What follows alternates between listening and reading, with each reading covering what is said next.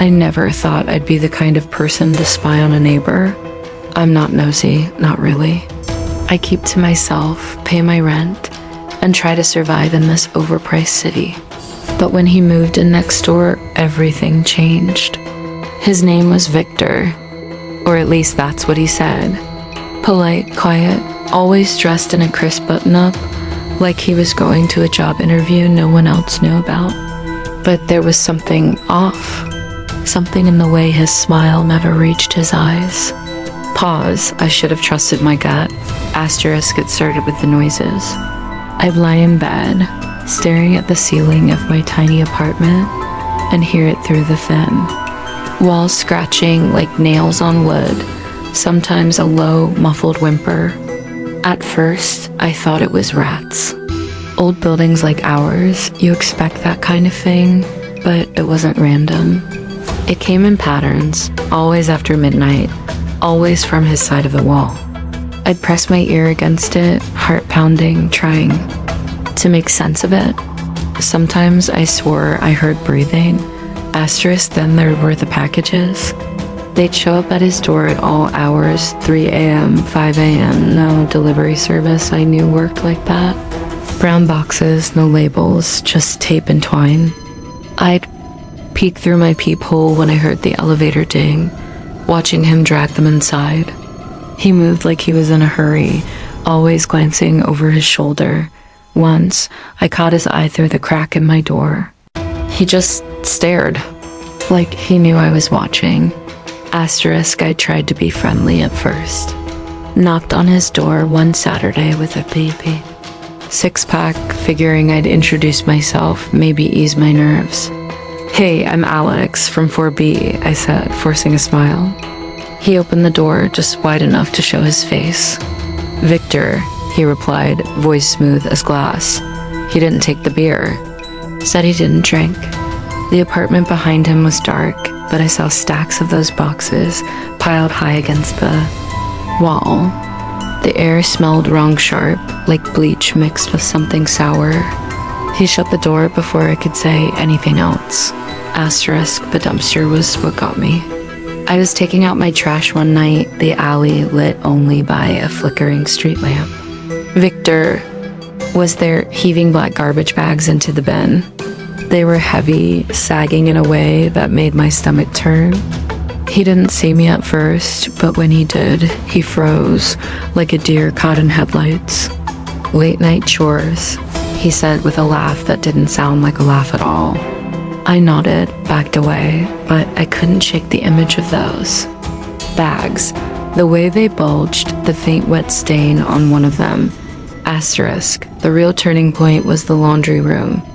Our building's in the basement, a damp, flickering hellhole with machines that barely work. I was sorting my clothes when I saw a scrap of cloth wedged behind the dryer. It was white, or used to be. Now it was stained, a rusty brown that made my breath catch. Blood. I told myself it could be anything, paint, wine, but I knew better. I stuffed it in my pocket, heart racing, and ran back to my apartment.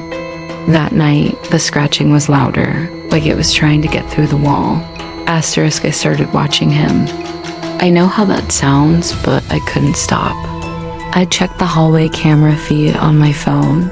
Our landlord installed them after a break-in last year. Victor was always moving, always at night. He'd leave with those heavy bags, come back, empty-handed. I started Googling him, but Victor turned up nothing, no social media, no records, like he didn't exist. I even asked Mrs. Carter in 3A, the building's unofficial historian. She said the last tenant in 4C vanished months ago, no forwarding address. The landlord didn't care, as long as the rent was paid. Asterisk, I got reckless. One night, when I saw Victor leave with another bag, I waited 10 minutes, then grabbed my lockpick set. Yeah, I know how to pick lock's old hobby from a misspent youth. His door was easy, too easy. The apartment was dark, the air thick with that bleach smell. Boxes were everywhere, some open, filled with tools, scalpels, pliers, rolls of plastic. Sheeting. My hand shook as I opened the closet door. Inside was a tarp, and under it photos. Dozens of them pinned to the wall.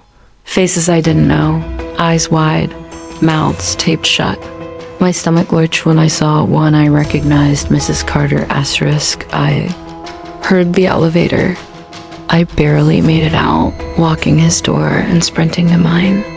My heart was pounding so loud I thought he'd hear it through the walls. That night, the scratching stopped. It was worse. The silence felt like it was watching me. I didn't sleep. I kept my phone on, scrolling through the camera feed, waiting for him to leave again. At 2 a.m., I saw his door opened, but no one came out. The hallway was empty. Then my own door handle jiggled. I grabbed a kitchen knife and backed into the bathroom, locking myself in. The jiggling stopped, but I heard footsteps slow, deliberate, circling my apartment. My phone buzzed. A text from an unknown number. "You shouldn't have looked." I turned off the light, crouched in the dark, and waited. Hours passed, or maybe minutes. Time didn't make sense. When I finally checked the camera, the hallway was empty again. But the text kept me awake. Burning into my brain, I called the cops the next morning. They didn't take me seriously at first, some shaky guy ranting about his neighbor, but I showed them the cloth. The photos I'd snapped in Victor's apartment. They got a warrant, went in. I watched from the hallway as they broke down his door. The apartment was empty. No boxes, no tools, no photos. Just a faint bleach smell and a single note on the counter. "See you soon, Alex." They never found him. The landlord said the lease was paid in cash. No ID. Mrs. Carter's apartment was empty too. Her stuff gone like she'd never existed. I moved out a week later, but I still check my locks every night. I still hear scratching sometimes, even in my new place. And every so often, I get a text from an unknown number. No words, just a photo of me sleeping. I thought moving would. End it. New city, new apartment, new life. I even got a new phone number, unlisted. But the first night in my new place, I found a package at my door. No label, just twine and tape, like the ones Victor got. I didn't open it. I couldn't. I threw it in the dumpster and pretended it never existed. But the scratching started. Again, fainter, like it was coming from inside the walls this time. I checked the building's security footage, expecting nothing. But there he was, Victor, or someone who looked like him, standing in the lobby, staring up at the camera. He didn't move, just stood there, smiling that empty smile. I started digging deeper, desperate to understand. I tracked down the old tenant records from my first building, bribing a friend who knew the landlord. The previous occupant of 4C, the one before Victor, wasn't just missing. They'd been reported dead, a hit-and-run case that was never solved. The police file had a photo of the victim. It wasn't Victor's face, but the eyes, those cold, unblinking eyes, were the same. I don't know how, but I knew it was him. I stopped sleeping. Every noise a creak, a gust of wind felt like him. I installed cameras in my new apartment, motion sensors, everything. One night, they triggered. The footage showed my living room empty, but a shadow moved across the wall, too tall, too wrong. I watched it loop for hours, trying to convince myself it was a glitch. Then my phone buzzed again. Another photo, this time of me watching the footage, my face lit by the laptop screen. The angle was from inside my apartment. I went to the police. Again, they checked the cameras, the locks, everything.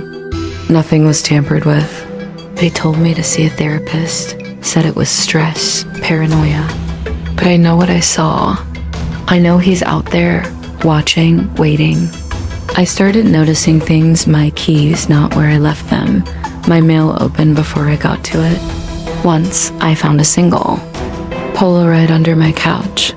It was me, walking to work, oblivious. On the back, in neat handwriting, closer than you think.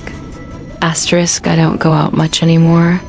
I work from home, keep the curtains drawn, but I can't shake the feeling he's still here. Last week, I found scratches on my bedroom wall, fresh, like they've been carved while I slept. I don't know how. He gets in, I don't know what he wants, but I know he's not done. Every night I lie awake, listening for the scratching, waiting for the next text. And sometimes in the silence, I hear it a whisper right behind me, saying my name, asterisk, asterisk.